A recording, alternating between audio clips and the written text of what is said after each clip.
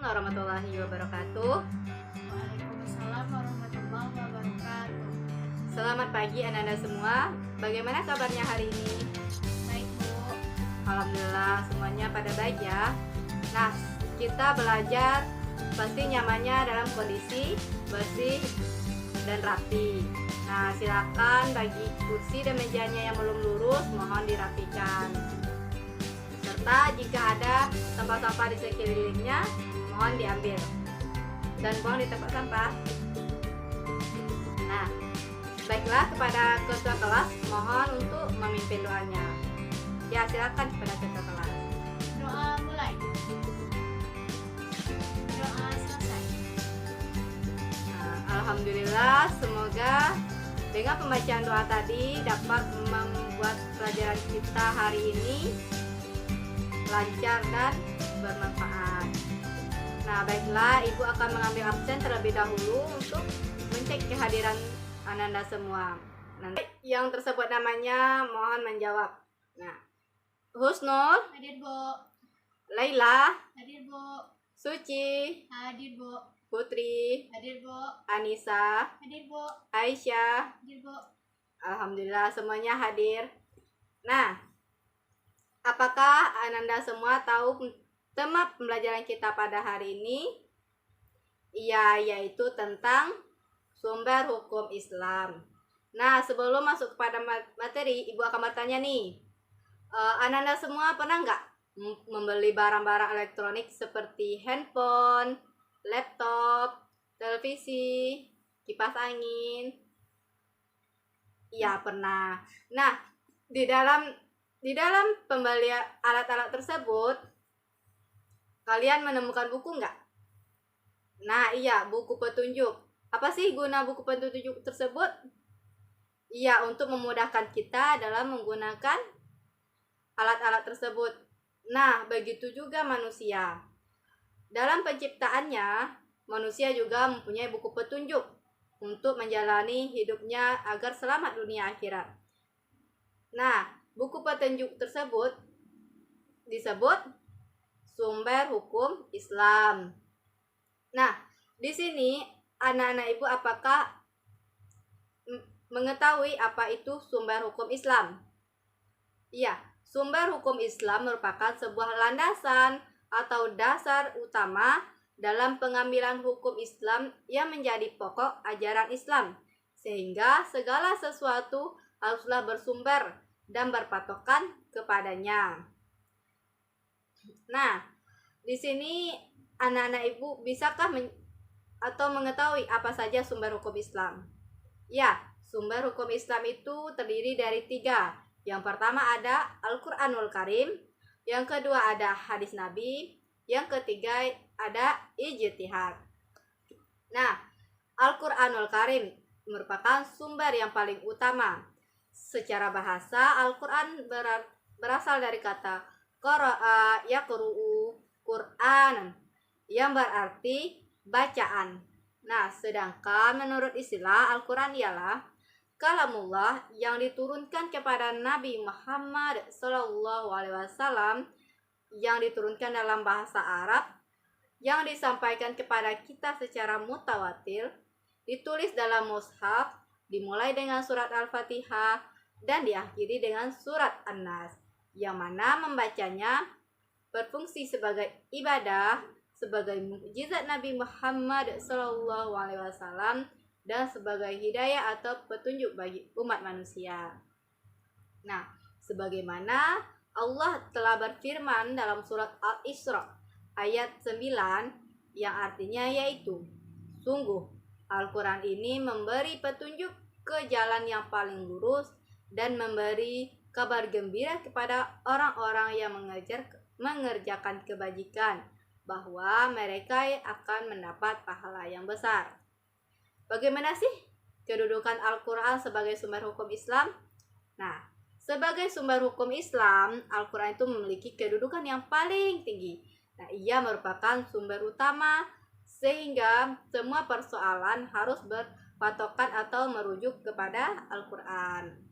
Nah, kedudukan ini Al-Quran sebagai sumber hukum Islam itu terdapat dalam surat An-Nisa ayat 59.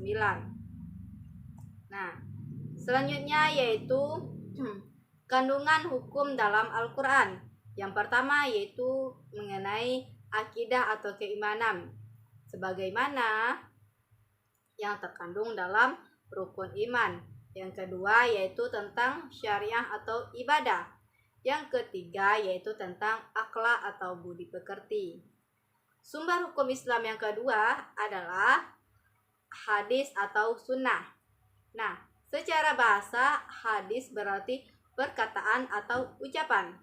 Nah, sedangkan secara istilah ialah segala perkataan, ucapan Rasulullah SAW, baik itu yang dilakukan oleh Rasulullah SAW yang menjadi sumber hukum Islam. Nah, bagaimana sih kedudukan hadis atau sunnah sebagai sumber hukum Islam? Nah, sebagai sumber hukum Islam, hadis berada satu tingkat di bawah Al-Quran. Nah, artinya jika sebuah perkara hukumnya tidak ditemukan atau tidak terdapat dalam Al-Quran, yang seharusnya dijadikan sandaran berikutnya adalah hadis tersebut. Sebagaimana firman Allah dalam surat Al-Asyr ayat 7. Nah, apa sih fungsi hadis terhadap Al-Quran? Yang pertama yaitu menjelaskan ayat Al-Quran yang masih bersifat umum. Nah, seperti ayat Al-Quran yang memberitakan tentang sholat. Nah, di dalam Al-Quran praktek sholat itu tidak dijelaskan. Nah, nanti dalam hadis Rasul menjelaskan tentang bagaimana tata cara sholat. Yang kedua, menerangkan maksud dan tujuan ayat. Yang ketiga yaitu memperkuat pernyataan yang ada dalam Al-Quran. Yang keempat yaitu menetapkan hukum baru yang tidak terdapat dalam Al-Quran. Selanjutnya yaitu macam-macam hadis. Hadis yang pertama yaitu hadis mutawatir.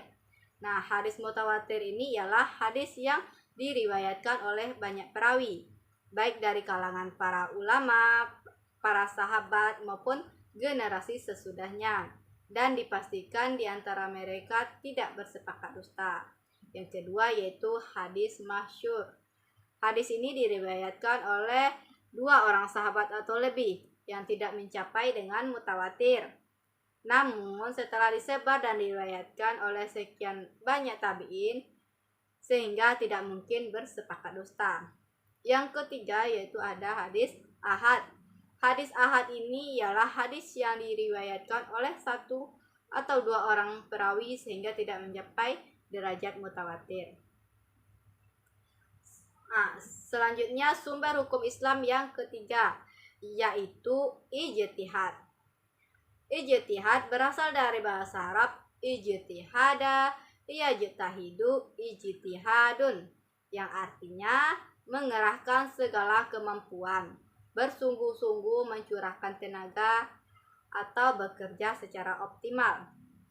Sedangkan secara istilah, ijtihad ialah mencurahkan segenap tenaga dan pikiran secara sungguh-sungguh dalam menetapkan suatu hukum. Syarat-syarat ijtihad. Syarat-syarat seseorang itu bisa berijtihad. Yang pertama, memiliki pengetahuan yang luas dan mendalam. Yang kedua, memiliki pemahaman mendalam tentang bahasa Arab, ilmu tafsir, usul fikih, dan sejarah. Memahami cara merumuskan hukum istinbat. Memiliki keluhuran akhlak mulia. Bagaimana sih kedudukan ijtihad sebagai sumber hukum Islam? Nah, ijtihad dilakukan jika suatu persoalan tidak ditemukan hukumnya, baik itu dalam Al-Quran dan hadis. Namun demikian, hukum yang dihasilkan dari ijtihad tidak boleh bertentangan dengan Al-Quran maupun hadis.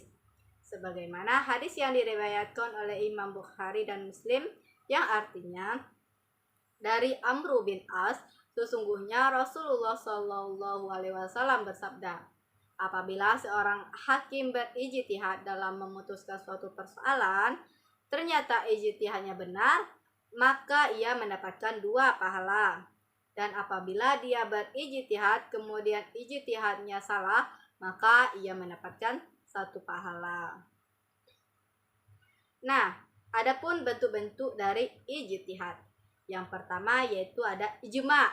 Nah, ijma' merupakan kesepakatan para ulama ahli ijtihad dalam memutuskan suatu perkara hukum. Yang kedua ada qiyas.